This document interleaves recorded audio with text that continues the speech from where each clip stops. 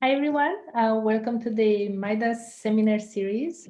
I'm very excited to have Heng with us. It's International Women's Day today, so there is no better way to celebrate it with a wonderful speaker. Heng is one of the most accomplished researchers in natural language processing. She's also a friend. And she has done a lot of very exciting research in NLP and also more broadly data science. She's currently a professor at the University of Illinois at Urbana-Champaign and also an Amazon scholar. She received her PhD from New York University. And she has been recognized with a number of accolades, including being recognized as an IEEE AI 10 to watch. She received an NSF Career Award. She received several Google Awards and IBM Awards. And she's been doing a lot of work in information extraction, relation extraction, knowledge discovery, including a lot of impactful work, also addressing the pandemic that we are currently in. So I'm really very excited to have her here and hear more about her work. And I would encourage you to ask questions using the Q&A button that you should see somewhere at the bottom of your screen. So ask questions there. Heng indicated she's happy to take questions during her talk. So I will pay attention to Q&A and raise questions with her if you ask during the talk, and otherwise we'll have a Q&A session at the end. So with that, Heng, it's all yours. Thank you so much, Lata, for a nice introduction. Okay, let me share my screen. Okay.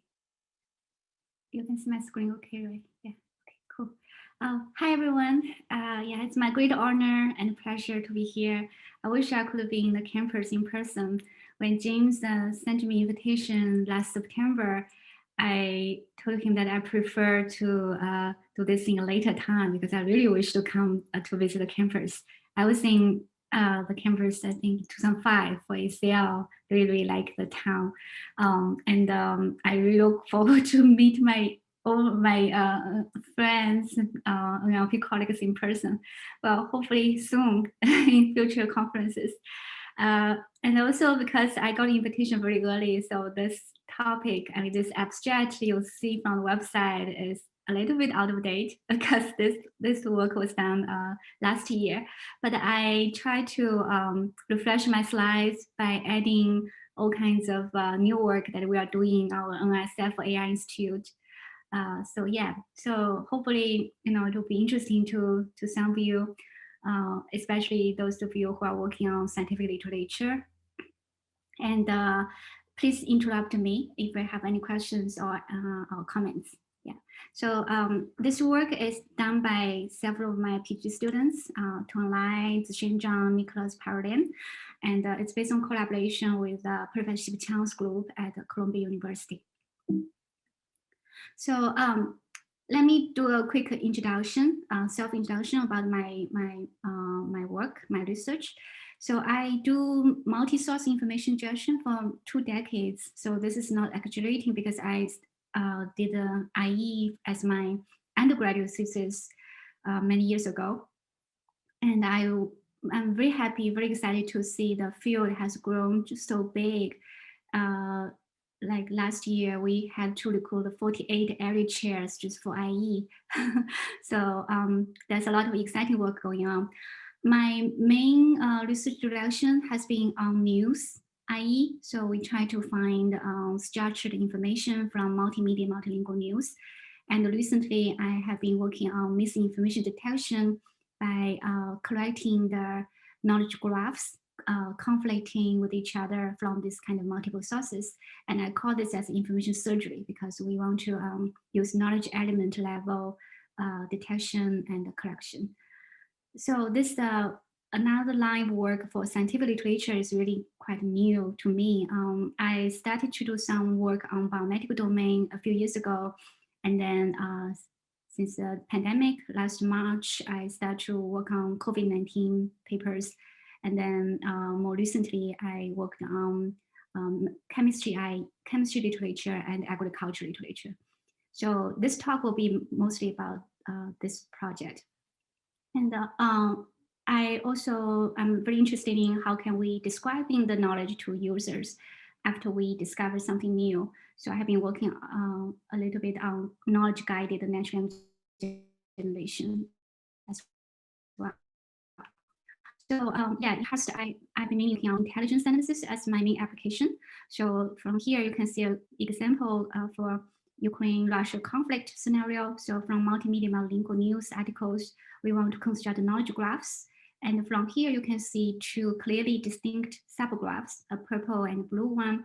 They will tell us different hypotheses, and the analysts can look into them and they can bring in their own knowledge and then try to determine which one is likely to be true.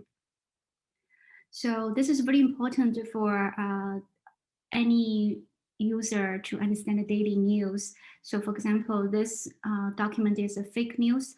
And the reason why it's fake is because the caption is conflicting with what's shown in the image. And some information, for example, this woman got blinded. This one was not mentioned in the image or caption. So we believe that a lot of fake news will look like this. They, very little information is manipulated, and most of the other remaining information is actually correct. So what we would like to do is to convert this into a multimedia, multilingual knowledge graph, and then look into which part is conflicting, inconsistent. And then we not only show binary decision for this document, but also show the evidence where it's inconsistent. So, so this is my main work, but unfortunately, I'm not going to talk any details about this project, but I will be happy to discuss in later individual meetings.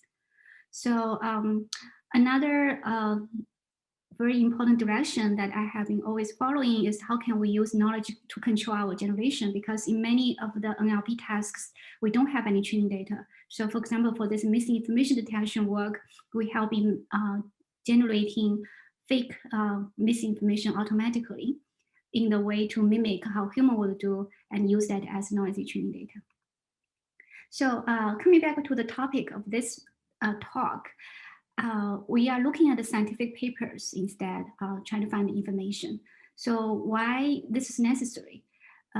So if we look at how younger kids, so this is my son, when they were learning science, they just play and observe, and they can learn a lot. But that's not the case for older kids, because we have so many papers to read, and we also need to write out our ideas into a formal write-up to share with other people. So both tasks are not easy for human, especially the reading part. So for example, in PubMed, every year we have about 500,000 papers published. Even just within a year, we have about 1.2 million new papers. Even in our own field, ACL 2020 has a record of, we got more than 3,000 submissions. ECLA also has more than 3,000 submissions, and this is doubles compared to 3 years ago. And for human, our reading capabilities really doesn't increase over time, because at most we can read about 264 papers every year. So this is about the quantity. And also more seriously, it's about the quality, because authors cannot read so many papers, so sometimes they often do repeated experiments, especially for biomedical domain. So this curve shows how many papers were withdrawn after they were published, after the authors realized that their work is not novel anymore. So you can see the curve is very scary, because it keeps increasing over time. So if we look at the COVID-19 scenario, I think this is not new to anyone anymore, but the number of papers just got increasingly growing, and you can see up to June last year, there are at least about 140,000 papers about coronavirus, and now we have more. So it's just impossible for anyone to read them or analyze any of the knowledge. And this is very, very important for clinical trials. For example, when they try to do drug repurposing, if they don't have the knowledge from the papers or technical reports, then they only have to rely on the symptoms from a small number of patients. And there are also too many drug candidates to explore. So, and also there's a lot of misinformation. So for example, these two papers, they report a completely conflicting hypothesis. So what the doctors need from this domain is they want a reliable ranked list of drugs, and then they want to see evidence on knowledge element level. So that's what we want to do back in March last year.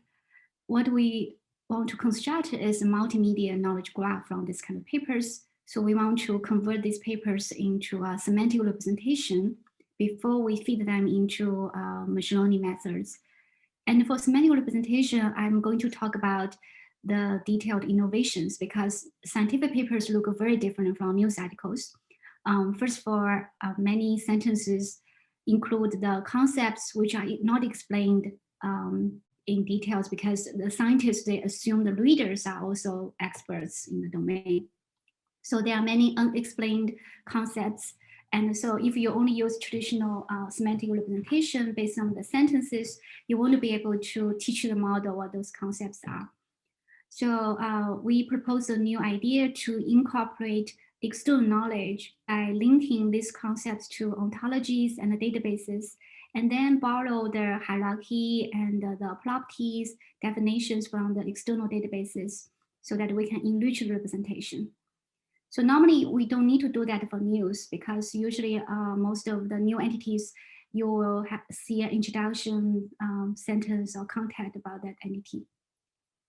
And the other big challenge is multimodal information because a lot of the useful information is reported in tables, figures, and images. And you want to see the repeated information again in the text. So how can we combine all of this multimodal information into our representation? And then finally, the third challenge is the complex structure of each sentence. So usually you will see an entity and the event trigger, they are far away from each other in a sentence. So how can we compress the content so the model can understand the relations and the event structure? So these are the three new things. And then we feed them into a graph neural network for information ingestion, and then we will get a multimedia knowledge base for the input corpus. And the same framework can be applied for many other domains. So recently we are working on chemistry domain and also agriculture. Okay, so let me start by talking about the general framework. So a typical neural information ingestion framework will work like this. So we'll read a sentence and encode each token using embedding representation. And then we will have a beam search decoding phase, try to decode the structure from this input sequence. So in this graph structure, each node is an entity or a event trigger. And then the edge usually means a argument role this entity played in this event, or a link between two entities to indicate a relation. So this kind of framework can be trained from some annotated data for that particular domain, and it works really well for news. But when we adopt this for scientific literature, like I said, we need to do all kinds of modifications in the encoding part. So first of all, we need to borrow some external knowledge from ontologies so that we can see the properties and definition for this concept. And we also need to incorporate the hierarchy in those ontologies so that we can understand how these concepts are connected to each other. For example, here there's a word called Ni. If you don't know, this means nickel, and it has all kinds of properties. It's really hard for the model to understand what this entity is. And we also use semantic parsing to compress the wide context for these relations and events, so the model can predict the relations and events in a much more effective way. So let me try to dive deeper into each step. So the first one, we try to use abstract meaning representation, which is automatic semantic parsing technique to convert each sentence into a graph. For example, we can have this sentence as input, and we can get this kind of a semantic parsing graph automatically by using the AMR parser. So for example, initially you have this entity called CTF. It's really far away from the word called change. So if you were looking at the sentence, difficult to identify the CTF as the argument for this event. But if you look into the AMR graph, it's only one hop away from this trigger. So we can identify this as the argument played in this event. So that's the first idea. And the second idea is that if we don't use external knowledge, it's really difficult for the model to understand what is the type of these entities and how they can interact with each other. So we construct what we call as actual brain or actual memory for this sentence by linking these concepts into external knowledge bases. And in the external knowledge bases, we'll see how they normally interact with each other. And then we can expand the original semantic graph using this kind of external knowledge. So let me explain a little bit more details about this. For example, we have these entities in the input sentence. So we can construct an initial graph, which will look like this. And then we can link each of them to their external knowledge bases. And from the external knowledge base, we can see this FKBP12 can either be a protein or gene. And similarly, this one can either be a protein or gene.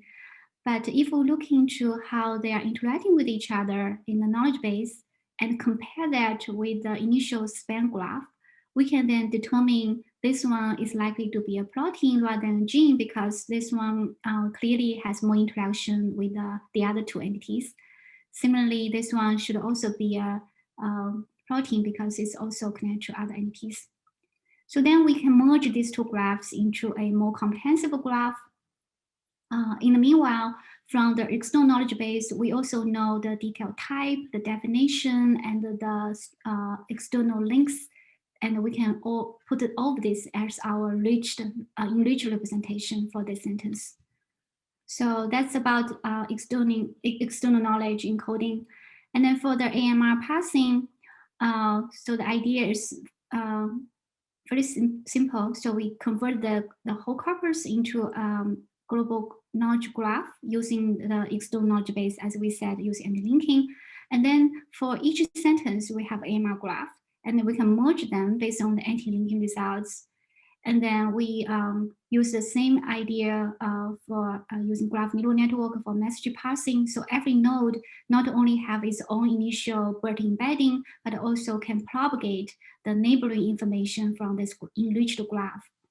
And then we can decode a IE graph from this input merged graph. Okay, so that's for text, right? And it works very well. But as I said, we also need to analyze images in the scientific papers because many of them contain information which is not in the text. But there's almost no training data for any of these domains for visual information ingestion.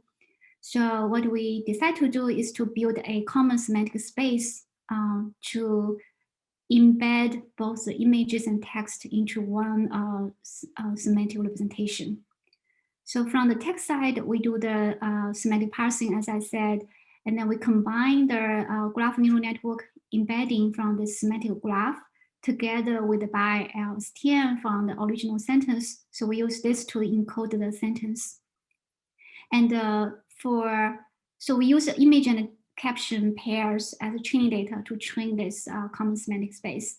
And for each image, if it's just a regular image, we'll just look into the class media attention. But if it's a special image, for example, it's about molecular structure, then we'll look into the graph structure of this image and then do the similar thing as what we did in the text, try to pass the structure into components or subgraphs.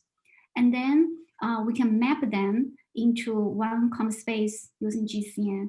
So the bridge here is with these text labels from the graph analysis. So for example, here coupling really shows this sign, this addition sign, this coupling. So then we can align this coupling with the couple, this predicate we identified from the sentence. So in this way, every subcomponent in the graph will be aligned with some certain words or concepts in the sentence. And why we are doing this? Because once we have this common space, as long as we have some training data for NLP for text side, we can use that to train a multimodal IE component, and we can apply that to extract information from images directly. Okay, so far we only have results for the first two innovations, basically the AMR parsing and also the external knowledge encoding. So from here, you can see that our model overall is better than any of the SOTA method, and also compared to some clinical notes data set, which are not written in formal text, the external knowledge still helps a lot. So for example, here we're able to achieve much better results on the scientific papers and also on clinical notes.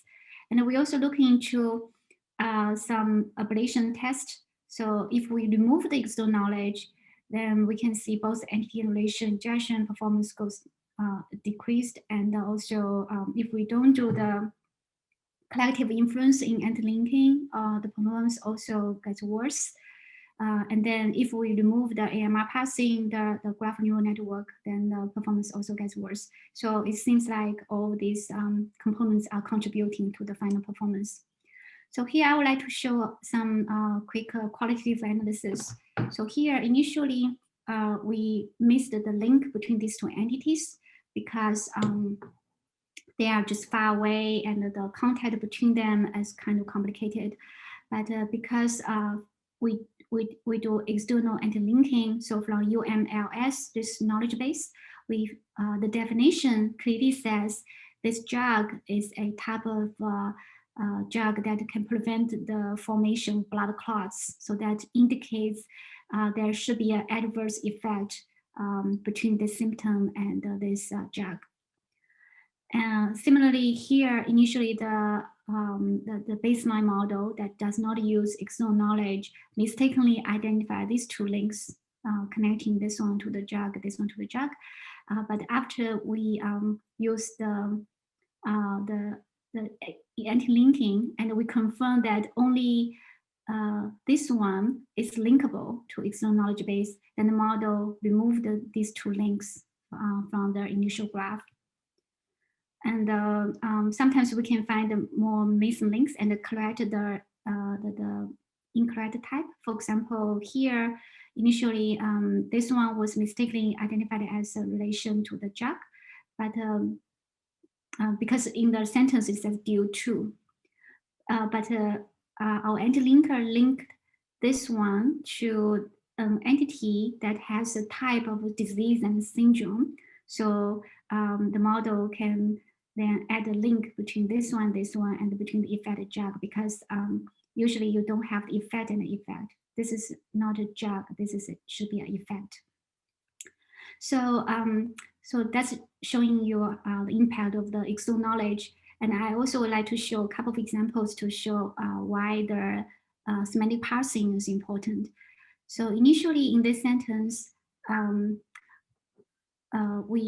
so this is the input graph using AMR graph. And if we don't use the semantic graph, we call this model flat model, then we miss a lot of links because, for example, the suppressed is here and it's kind of far away from the plotting like, VERBA. So there's no link here and there's no link here. But using the AMR parser, our model is able to find all the correct links.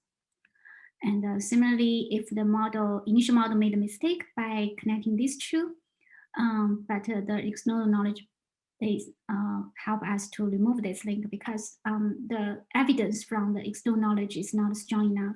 So we removed this incorrect one, and also using the semantic graph structure, we can find the correct links among these entities. Okay, so Hank, can I yeah, ask a clarification yeah, question? please, yeah. What is the AMR? Is it the general model, or is it one that it was trained on data from this domain? Yeah, we trained from the bio session of AMR corpus. So there's a special session in the corpus for biomedical domain. Yeah. And it's exclusively trained on that. So you Yeah. are not training Yeah. on the general data. Yeah, we tried using the general domain one. It's not performing as well as the bio one, because the general one can fail to identify many concepts. Yeah. Okay. Thank you. I think it's a great problem, especially these applications. Yeah, that's a great question. Yeah.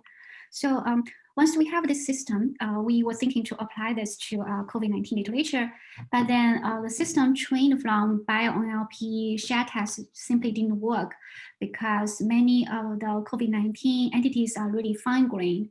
For example, in the regular bio-NLP shared tests, we don't see things like SARS, CoV, or urban area coronavirus. So we decided to build a new ontology for COVID-19 literature. So we defined these new antitypes and these event types. So these are all defined by the doctors from Harvard Medical School, UCLA Medical School, and also Colorado team. So I'm collaborating with Martha Palmer's team on this. So they consulted doctors and biologists. They came up with this ontology, and they annotated 122 documents. And then we retrained our framework using this new corpus. So here, just show you some overall performance, and they look quite decent. And of course, this is not the only way to evaluate, right? We should not just look at precision record. So we were thinking, what can we do about it?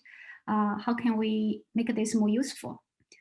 So one thing we noticed is that if we can apply our cross-media grounding, the cross-media common semantic space technique to ground the entities, subfigures from this molecular structure into the entities, if we present this kind of multimedia knowledge graph, the users normally find this is super exciting. This is really useful for them because we really visualize the entities in knowledge graph. So this is a very low hanging fruit. We did it at the very beginning of the project. And then we thought maybe we can help them to find new hypotheses because it's not enough to just to see what's already reported. Maybe it would be nice if we can do some prediction. So we decided to do link prediction, trying to find the missing links across papers. So the idea of this link prediction is very simple. We just look at which neighbors of this entity are similar to the neighbors of this entity. And then if they are neighbors, for example, these neighbors all look very similar, and then their content in the sentences are also very similar, then we can simply propagate the neighbors of this entity to this entity. So we add this dash line, these dash lines. So that actually worked surprisingly well. So basically we use a graph structure encoder to look into the neighbor information with self-attention to capture different types of edges, and then combine that with a text sentence encoder, use LSTM, and combine them together using gating combination. And then from the, so we do a link prediction, and then we have enriched graph. But then when we show the results to them, especially when we show the connection between a drug and protein and gene related to COVID-19, they still think the results are overwhelming because now we are simply showing them millions of graphs instead of millions of papers. So that's not very useful. So they want us to rank the paths in the graph. So instead of showing 100 paths connecting the drug and the protein, maybe only show 1 or 2. So we were very fortunate to be able to collaborate with Professor Kim Cho at NYU about this because he gave us a really nice idea to use a path language model. So the idea is that we look into the connections between a drug and protein, and then we simply consider each path in the graph as a sentence. And then we use a math language model to compute the salience of each path. So the salience is measured by frequency, basically, in the corpus. And then we look into the coherence. So coherence needs to check whether this path co-occur with its neighboring path in many papers. If so, that means it's a good path. So, okay, so that's all about prediction and hypothesis generation. But then actually, before we move on, there is a clarification question. Okay, sure. On how did you represent the tables, whether they were represented as image or as text? Yeah, so currently we are only representing the subfigures that will look like this molecular structures and also some result curves. We haven't processed any tables, but that's important information to include in the future. In my news and this will be represented as images, including like if you have some textual, like we see in some of them, there is some text, but everything comes in as an image. So you mean that these images, right? Right. Yeah. So we did OCR and we consider everything as a figure, and we do subfigure segmentation. And in our ongoing work in the chemistry project, I will talk about that later. We actually look into the graph structure. So we really try to understand the semantics of these, these different elements in the graph. Using special grammar in the domain. But for the COVID work, we only consider this as a figure. Yeah. Thank you. Yeah. So to present the results to the users, again, when we show the ranked path, they still think it's not very interpretable. So what they suggest us to do is to generate a report automatically using natural language generation. So we thought that was a big challenge. But then we actually did some work on generation in 2 years ago about writing a paper. So the idea is very simple. Let me quickly go over this, and then I can talk about how we generate a report. So the idea is very simple. We simply take a human written title as input, and using natural language generation to generate abstract. And of course, we cannot just generate any random ideas, right? We should take the discovered links, the hypothesis as our input. So this, you can consider this as a conditioned natural language generation. And then we take the abstract as input and generate a conclusion, and use the conclusion as input to generate next new title. So when we were working on this, we just did this for fun, and we thought this can help scientists to write papers, right? I mean, this was way before a pandemic. So let me just quickly show this, and then I will talk about how we apply this to the COVID domain. So for this paper report, as I said, we have this knowledge graph construction, read all the papers, so we can have a bigger knowledge graph, and then we do link prediction, we can have enriched knowledge graph, and this serve as control, and then we can train the language model using this knowledge control, and then we generate each section of the paper. So it works really well, surprisingly, for each domain. And we are not going to replace human with this, but we just hope this can generate some draft and for human to edit. So here are some quick examples. If we just use regular metric, compare this with a human written abstract, so you can see the results look quite reasonable. You can see the top is on topic, and entities have a lot of overlap. So blur and this n-gram overlaps looks quite decent. And here shows that why we need to do link prediction, because if you don't do link prediction, all the ideas are quite boring. We also had to do repetition removal because a language model tends to repeat the same frequent words. And here's before and after results. You can see after we remove repetition in the generator, we get much more diverse results. So this all looks great. So we did a tooling test on a subset of PubMed corpus. We asked experts who work on the topic to judge whether they can see, a pair of abstract, whether they can see which one is from system, and also check the conclusion and the title. So from the tooling test results, you can see So these are media perplexity results. From the tooling test, you can see we can get up to 30% passing rate. So passing rate means 30% of times we can fool the user. Okay, so I'm just going to do a quick questionnaire, maybe. I don't know whether James is still here, if you can help me. Yeah, so if you can tell me which one of this A and B is written by the system. I hope people can see the survey. Maybe.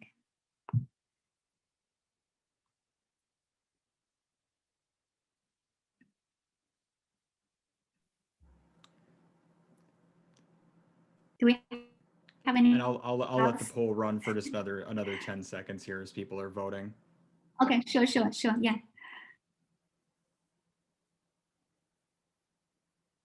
And maybe later people can tell me what is your clue.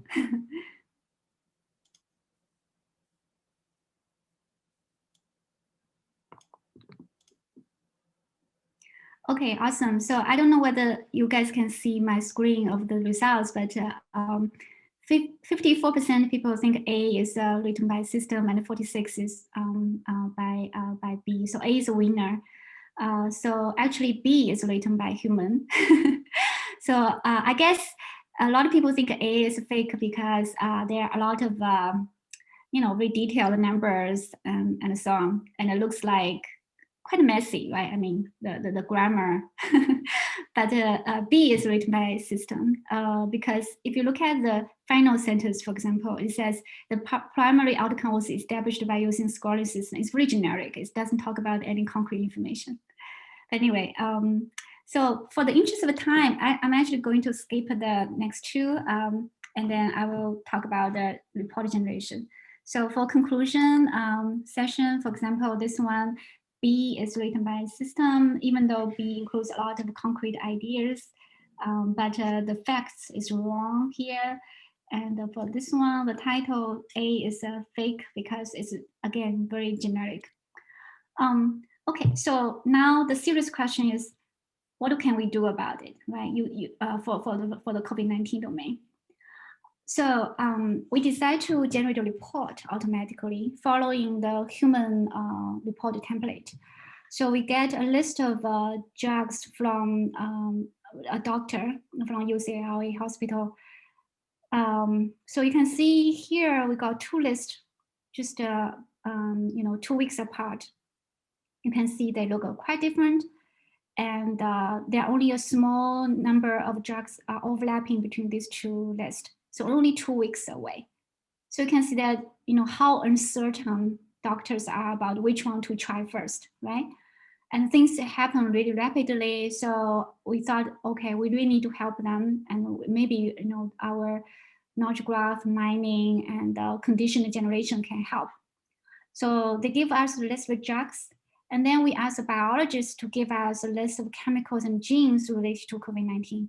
So these are based on their domain knowledge. They give us this list of chemicals and genes. So what we need to do is to build the connection between this list and this list, right? And we need to explain to them why, right? So we get the templates from them. So when they write a drug repurposing report, they usually have about 13 sections they need to write manually by looking over all kinds of papers. So we want to generate this automatically for them. So section number 1 is about basically some concept. What is the drug class? What is currently approved to treat? So for the drug class, it's simple, right? We already have the type for the drug in our knowledge graph. So we simply return that answer. And then for approved to treat, we look into the treatment event. And then we return the sentences talking about that event. Second section is quite simple, molecular structure. And fortunately, we already have the multimodal knowledge graph. So we simply return the images that are grounded or linked to these entities. Third one, mechanism of action. This one is hard because the system won't understand what is mechanism of action. So we ask a human to translate this into the event types we can handle, we can extract from our papers. And then we return a table summarizing the events and the interactions and what entities are related. And if they don't trust results or they want to see more, they can go back to the paper. We also show the evidence. And then section 4 was about manual and computation screen. Again, the model doesn't understand what is screen, so we have to come up with a list of paraphrases. And then this one, we didn't run knowledge graph. We simply do question answering through our corpus. And then section 5 is about the metadata. So this one, we simply extract this authors from the metadata and Ablation. Section 6 is quite interesting. It's about individual data, and a lot of individual data is reported in the figures because the text doesn't repeat the results. So we are able to extract the subfigure, which is related to the individual data. And also they were asking about animal data. So we also summarize them into tables. Ongoing clinical trials. Similarly, we rely on the knowledge graph and sentence matching. So these are all easy. The most interesting one is section 9. So section 9 was asking about, has the drug shown evidence of side effect, basically. So most of these drugs did not go through the clinical trials yet. So what we had to do is we look into other diseases which belong to the same branch of compared to COVID-19. And then we look into those papers to see whether there's any connection between the drug and these symptoms for other diseases. And then if they don't, if they want to see some more detailed evidence talking about this path, we can show them the related sentences. Yeah. So this was shown very, very useful for them. So they really love this because this can, even just looking at how many connections between this side effect and this drug, this can help them rank their hypothesis. And yeah, and then for each path, we show them this evidence sentences talking about that connection. And sometimes we can also show the subfigure as evidence because some figures exactly talking about the side effect. And the section 10 is about the metadata. Section 11 is also about metadata. So these are very simple. Yeah, so that's all for COVID-19. And as I said, there's a lot of remaining challenges. I never expect that this is so different from news. So one fascinating thing to me is this molecular structure, because it's not a simple graph, right? It actually has some grammar and has some really cool stuff there. So each graph has this graph structure and also has something called a smile string. So it looks like this. And this smile string have many paraphrases. I mean, experts can just arbitrarily insert stuff or delete stuff. And there's also usually a description about what this is, right? And there's also some properties. And the properties can be divided into physical property and quantum properties. And also in the external knowledge base, we have knowledge graph embedding. So this is super cool. I mean, honestly, I really hate chemistry. I hated chemistry when I was in high school. I just didn't like it. But looking at this molecular structure, now I start to like it because you have this perfect way to combine a cross-model embedding representation. So what we are doing now is try to extend what we did in the cross-media representation to capture these properties and more structures. And then we are hoping this can be useful for all kinds of downstream applications like information ingestion, retrieval, caption generation, or even help them to discover new hypotheses, design new experiment protocol, and so on. So we are also applying this to agriculture domain because it's essentially the same framework. We only need a new set of external ontologies and a new set of papers. So currently we have all kinds of robots running our corn field. They can do all kinds of things like berry picking, they can cut the corns, and they can measure the corns, but they are not very intelligent because they know nothing about literature. So we are trying to install this knowledge base so that the farmers can just relax in their living room and talking to the robots. And yeah, so we have made most of our systems publicly available as Docker, and the results for this COVID-19 domain are also posted, and we already got more than 500, I think 800 now, up to yesterday downloads. So my main lesson I learned from working on these scientific domains is that it's really important and it's really urgently needed if we can do it well, because they really need help. Many of them are still reading very old papers. Old papers really matter for them because a lot of findings are in old papers. So it's a very serious problem. How can we intentionally read these papers? And even for the fancy applications, like I said, about link prediction or question answering, summarization, or report generation, information injection is still the key to success, because if you don't have a knowledge graph, you cannot find the real evidence. You cannot do question answering, and our read is still not good enough. The F score is still lower than 80% end to end, so we really need to work harder on this. And my main lesson learned from this 1 year experience working with the domain experts is that it's really important to consult them about what is the most important task to do. And we need to work with them very closely about how error analysis. So this is actually the most painful part, because I like to do error analysis. That's the main source for my ideas when I was working on news. But then when I was looking at the, the COVID output or the chemistry literature output, I cannot understand anything. So what I'm doing now is every week I will have a tutorial session with the chemistry professors. So they will teach me some really basic stuff. And they sometimes do quiz, and I need to answer this quiz. But I really think it's a really important way to do research for these scientific domains, because they have already developed many symbolic domain knowledge manually, over decades and decades of efforts. So we really need to embrace those symbolic knowledge and combine that with our more modern distributional representation.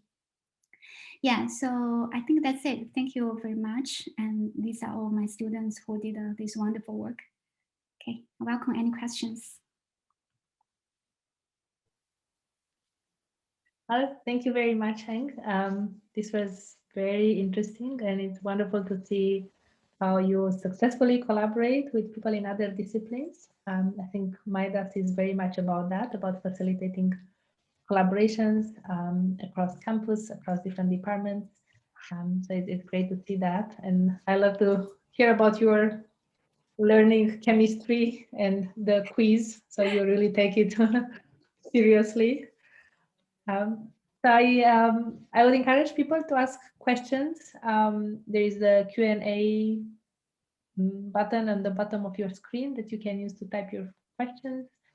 And while people in the audience are doing that, I will start with a question myself.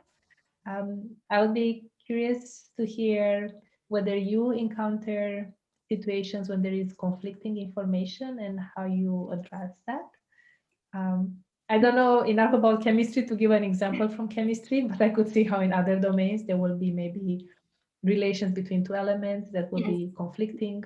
Maybe that occurs in chemistry as well. Yes, we haven't seen conflicting information in chemistry, but we have observed a lot of conflicting information in COVID papers. So the tricky part is we don't have ground truth for most of these conflicting claims. So in one of my ongoing projects, we are doing claim verification for news.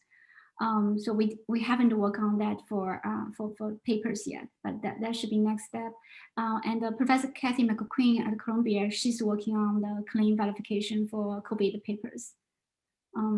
But there's a lot of conflicting information. The reason I know is because sometimes when we look at a knowledge graph we generated, you can clearly see some edges should not appear together. Yeah, so if we can figure out the unsupervised way, maybe use the graph structure, some automatic ranking methods, or past conflict detection to do that, that'd be great. But currently, if we are just think about, some supervised model trained from claim annotation, then we don't have that kind of training data. Yeah, but it's a very, very important problem to address. Yeah. So we are now doing some annotation for the news domain. Yeah, for claims. But those look very different from the scientific paper. So most of them are about, whether vaccine, what kind of side effect, that kind of claims. Yeah. And so is the, would you try to address the conflicting information from the very beginning, from the level of raw data? Or once it gets into the knowledge graph, then you will find it there? So that's a great question. So I think my philosophy is I always believe that if it's intentionally faked paper, then the authors, they are smart enough that they won't produce a document level completely fake paper, right? So they must have manipulated some facts in a subtle way within the knowledge graphs. So I personally think that knowledge graph should serve as a bridge before we do conflict detection. At least there should be additional evidence when we look into the conflicting claims. Yeah, so in my ongoing news claim detection work, we try to capture the claims as outer flowing and inner flowing. So outer flowing is about who is a claimer and the source and their affiliations, and then maybe inner claim is that there's knowledge elements and along with the text evidence. But of course, IE is not perfect, so the knowledge graph will have a lot of noise. So yeah, we needed some robust algorithm for that. Okay, well, thank you. And there is one question from Jijing Jin. First, thanking you for the nice presentation. And then the question is, when you integrate external common sense, how do you deal with the noise in the common sense graph or database? And as an example, the question mentions ConceptNet, which is sometimes very noisy to use. Yeah, I completely agree. We haven't addressed any of those issues. So currently we are using UMLS and the CDC and 300 ontologies in biochem domain, and kind of assume sometimes they have different links, but we assume there's no intentionally manipulated facts, but yeah, there might be some noisy or incorrect links and nodes. So our current principle is that we think the external knowledge is more reliable than our IE output from input natural language text.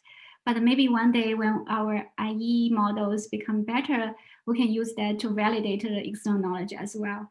And also related to what Lata commented, I think in the future, IE output is not the final deliverable, right? So we should maybe do some truth finding. We should combine the source information, evidence, and knowledge graph all together and try to do validation, rank the results.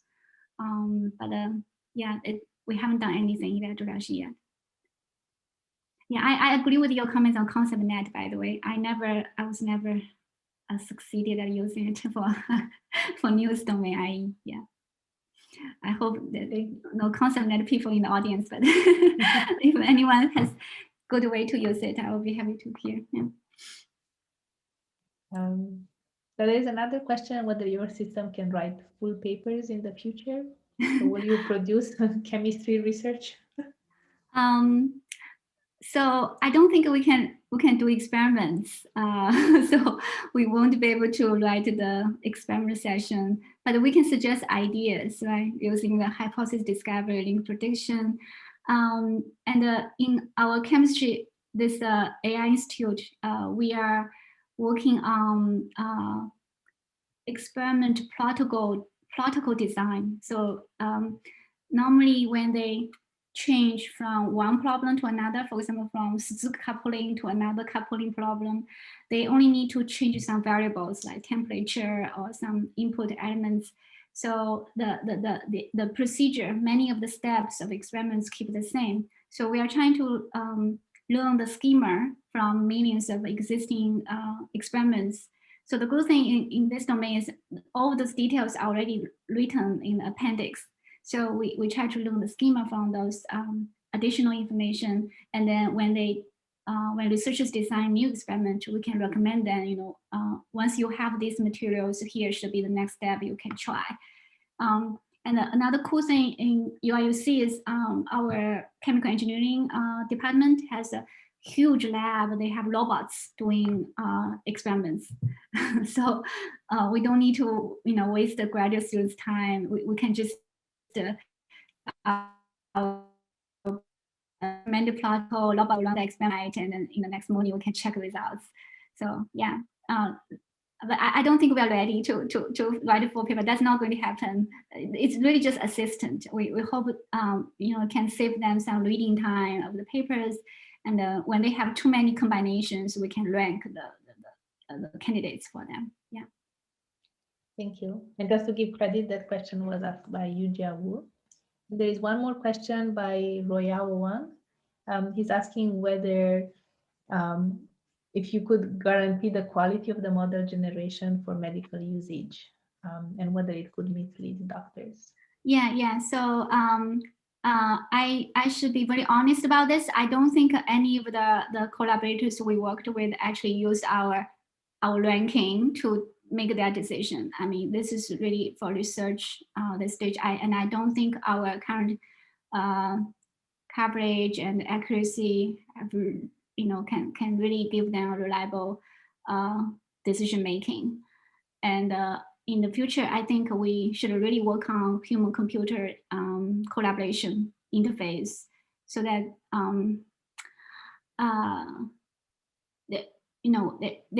they should just use our tool as a search tool to find additional evidence.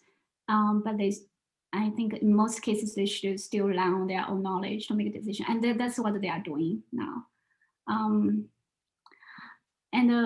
I think usually they already have the candidates. So for example, like the list of drugs and list of protein genes are given by them. What we are doing is really just show how these things are connected. So we just really kind of sentence retrieval tool, right? And you find the evidence and show the evidence to confirm that decision, or maybe do slight adjustment. I don't think we will, completely turn over their initial ideas. But I agree, we need to be extremely careful when we work with these medical experts. Yeah, and we also have looked into the other genres, so scientific papers, and if you train a model from papers, apply that to clinical notes, the performance usually gets much worse. So how to carefully handle the noise, do the confidence estimation and so on, is really important. So we spend a lot of time on confidence estimation, make sure our the probabilities and the numbers we produce make sense. Yeah, that's a very great question. Yeah.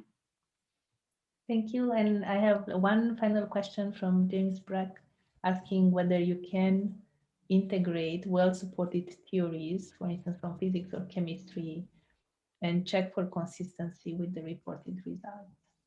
Yeah, definitely. Yeah, in news, we already have been trying something like that, right? So we construct background knowledge for every entity, and we construct a historical event knowledge base to validate our missing information from new news articles. So I think definitely, for scientific domain, if we can ask them to write their knowledge in a machine understandable way, either as templates or schema or some tables, then yeah, definitely we should incorporate those knowledge into our model.